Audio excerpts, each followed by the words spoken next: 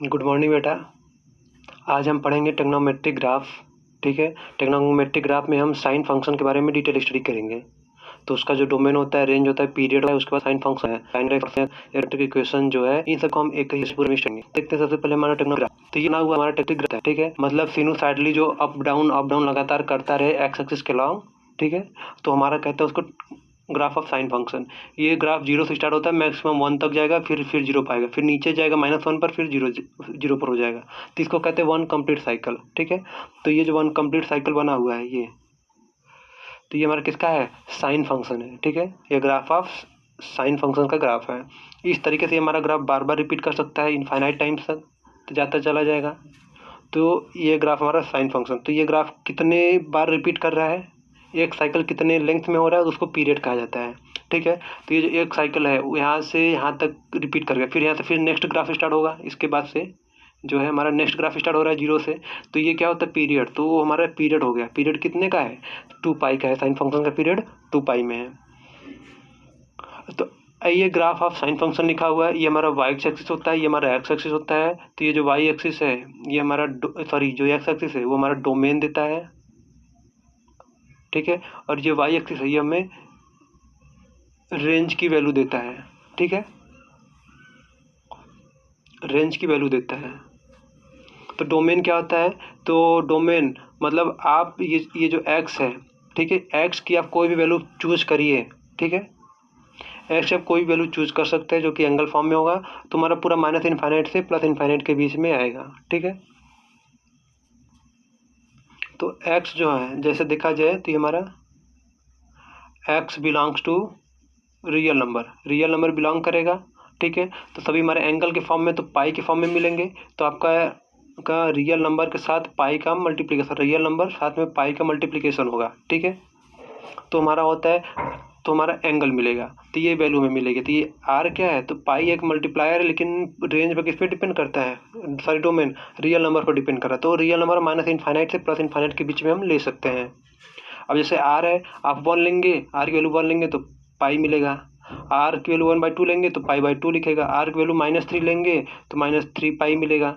Are की value 0 लेंगे तो आपको 0 मिलेगा। ठीक है, तो ये हमें सारी की सारी वैल्यू एक्स एक्सिस पर मिल रही है। एक्स एक्सिस क्या है? हमारा डोमेन है। यहाँ तक तो क्लियर है, कोई डाउट नहीं है। अब आगे बढ़ते हैं। रेंज वाई एक्सिस में वैल्यू है, तो जितनी वैल्यू का मतलब क्या है? ग्राफ हमारा हाई रिटर्न है और बिलो कितना बिलो जा रहा है। तो बॉटम में हमारा -1 है और 1 है। तो जो रेंज है वो हमारा मिनिमम ग्राफ हमारा जो है -1 तक जा रहा है और मैक्सिमम ऑसिलेट करके +1 तक जा रहा है। तो -1 से ऑसिलेट करके पूरा 1 तक जा रहा है। ठीक है, यहाँ से ऑसिलेट करके 1 तक जा रहा है। ठीक है, तो या तो यहाँ से ऑसिलेट करके मैक्सिमम वैल्यू से ऑसिलेट करके -1 तक, इसलिए हमारे 1 से 1 का बीच क्या कहलाएगा? रेंज होगा। वाई एक्सिस है, यहाँ से यहाँ तक की वैल्यू जो ये हमारा क्या, ये पूरी वैल्यू रेंज होगी। ठीक है, तो इसमें जितने भी पॉइंट हैं आपके, ये पॉइंट आपके सभी रेंज में आएंगे। अब बात आती है पीरियड तो बता दिए कि एक कंप्लीट साइकिल कितने लेंथ का रिपीट कर रहा है, तो उसको कहते हैं पीरियड। तो हमारा कंप्लीट लेंथ क्या है? 2 पाई का है। तो 2 पाई में हमारा ये ग्राफ फिर से रिपीट करेगा। अगला जो 2 पाई आएगा, मतलब कि पाई और पाई के बीच में यही ग्राफ बनेगा। ठीक है, पाई से पाई का ग्राफ बनेगा। ठीक है, यही ग्राफ 0 टू कुछ साइन फंक्शन है। ठीक है, कुछ साइन फंक्शन मतलब क्या? साइन स्क्वायर एक्स है, साइन क्यूब एक्स है, मॉड ऑफ साइन एक्स है। तो हम साइन एक्स स्क्वायर एक्स की हम रेंज की बात करते हैं। डोमेन तो हमारा सारा यही होगा सब में। इन सब का जो डोमेन है, इन सब का डोमेन क्या होगा? रियल नंबर ही होगा। ठीक है, रियल नंबर क्या होता है? -इनफाइनाइट से +इनफाइनाइट के बीच की वैल्यू होती है। अब ये जो चीज़ें हैं ये हमारी टोटल रेंज को बताता है। ठीक है, तो ये 0 से 1 क्या बता रहा है? रेंज बता रहा है। तो हम इसमें कोई भी वैल्यू चूज़ कर सकते हैं, तो सारी एक्स एक्सिस पर डोमेन कहलाते हैं। अब ये ग्राफ है कि 0 से 1 कितनी बार हमें वैल्यू मिलती है, मतलब स्क्वायर कर देंगे। इसमें जो वैल्यू थी, जो निगेटिव वैल्यू थी, उसका स्क्वायर हो जाएगा, मतलब सारी चीज़ें पॉजिटिव हो जाएंगे। तो हमारा नेगेटिव वाला पोर्शन हट जाएगा, सारी की सारी चीज़ें में पॉजिटिव मिलेगा।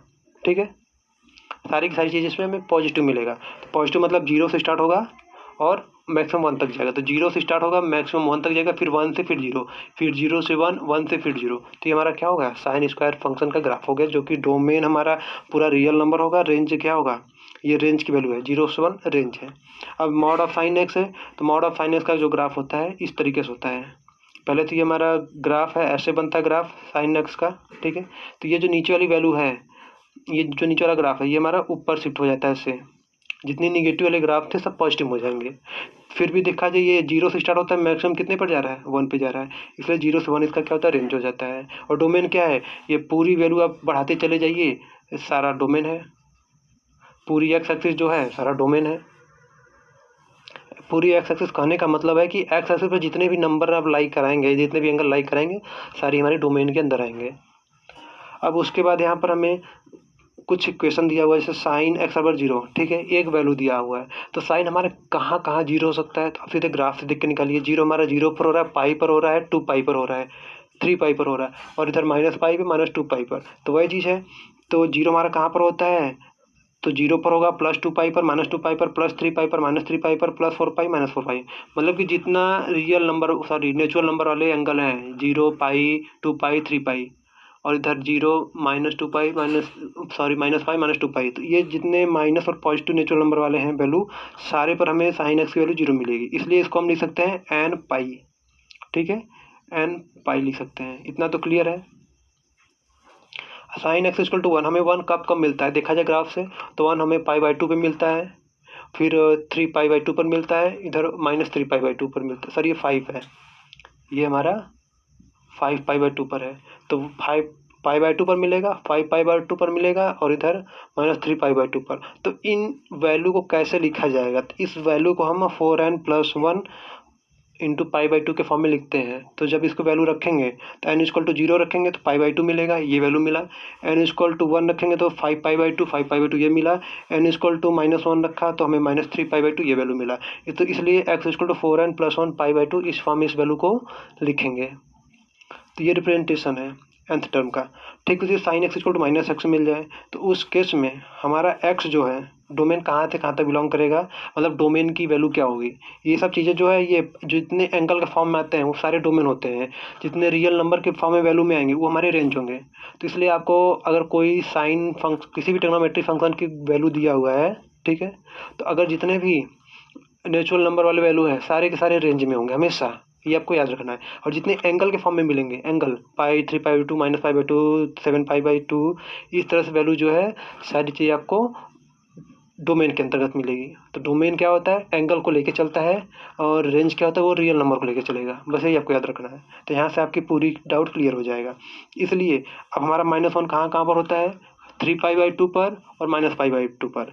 इस ठीक उसी तरह हमारा आगे जाएगा, 5 -5 π/2 पर हो जाएगा, इधर ये 7 π/2 पे हो जाएगा। तो इसलिए इसको लिखने के लिए हम क्या करेंगे, 4n-1 π/2, ये हमारा जनरल nth टर्म का फॉर्म है। उसको जब इसको लिखेंगे, बनाएंगे, तो हमें इस तरह से वैल्यू मिलेगा, जहाँ कि n हमारा इंटीजर बिलोंग करता है। यहाँ पे n की वैल्यू जो है हमेशा इंटीजर ही है, नेचुरल नंबर नहीं है। तो ये इस फंक्शन में जो भी चीज़ें हम स्टार्ट करेंगे, n जहाँ जहाँ पर है वो हमारा इंटीजर ही है। ठीक है, इंटीजर क्यों है, क्योंकि हमें ये प्लस में भी जाना है और माइनस में भी जाना है, तो इसलिए हमारा ये इंटीजर हो गया।